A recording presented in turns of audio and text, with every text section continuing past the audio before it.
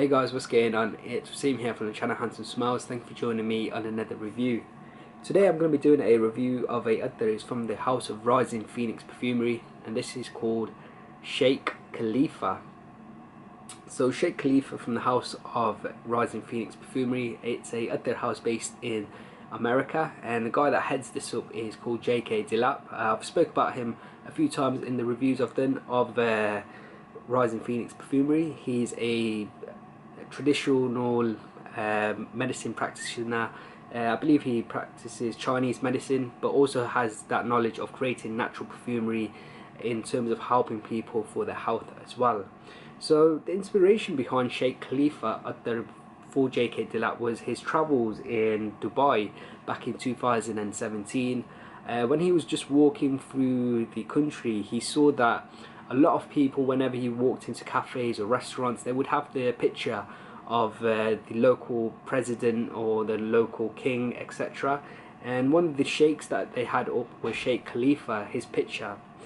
And as an American, he found this really quite strange that a lot of people would have pictures of the royal family in bars and restaurants, because as an American, America doesn't have the royal family, so he thought that was quite peculiar, quite different. But he noticed that quite a lot of the population of Dubai and Emiratis were not Emiratis by birth. They were like immigrants or migrant workers. So it was, and he found that they were also putting pictures up of the president and the royal family as well. So he thought that was quite infection, that sort of culture. And one of the things he also noticed that in a lot of the shops, a lot of the oils that they were selling, they were named after the royal family, a member of the royal family, or like a sheikh. And he saw that a lot of others were named after Sheikh Khalifa. And again, he found that to be quite interesting, quite different to what you'd find in America. You wouldn't go into a shop and there would be a fragrance named after Donald Trump, like Donald Trump EDT, or President Obama EDP, or Hillary Clinton or the Parfum, stuff like that. So he thought that was really strange, as that they were selling others named after a Sheikh Khalifa, part of the royal family of the country. And he found that a lot of these others, definitely the ones named Sheikh Khalifa, were based on a specific DNA. They were rose oud based scents with a lot of saffron, and the rose had like a citrusy quality, so giving off that Taif rose feel. Taif rose has like a citrusy rosiness.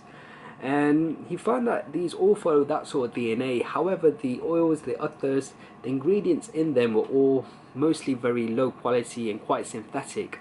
So he sort of drew inspirations from all of this travels, all of these experiences, and he wanted to create a Attar which had that same DNA, the saffron, the oud, the rose, but create it using very high quality ingredients and natural ingredients.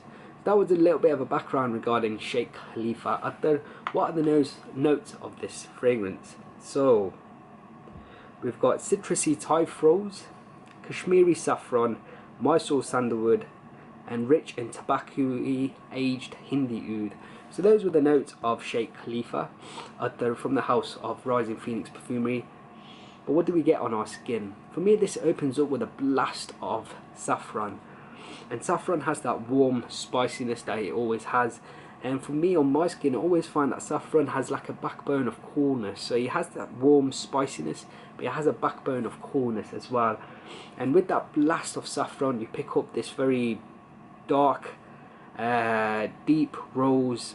But this deep dark rose is encompassed and dipped into a lot of citruses, and it gives off a lot of brightness.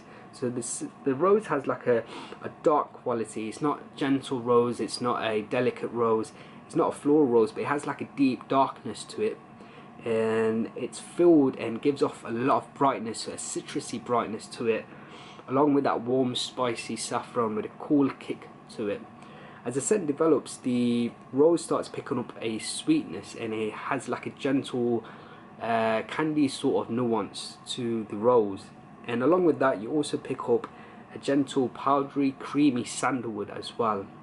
And as the fragrance develops, it keeps that citrusy rose, that creamy, slightly powdery sandalwood that saffron, warm spicy saffron, but it's introduced to a faint but quite noticeable, quite dirty, deep, dry, woody accord. And that dirty, deep, dry, woody accord is coming from that Hindi oud. That's pretty much what I get from this scent. It's a citrusy rose scent which has a touch of candy sweetness, a lot of warm spicy saffron with a cool kick, and a touch of that creamy, quite powdery sandalwood. It's not a very complex fragrance with a lot of development, but it is all of these ingredients that gel together to create this scent. Now, this type of scent is not something that's new to me. I've smelt this type of scents in so many different Attars growing up. This style of Attar is very, very popular.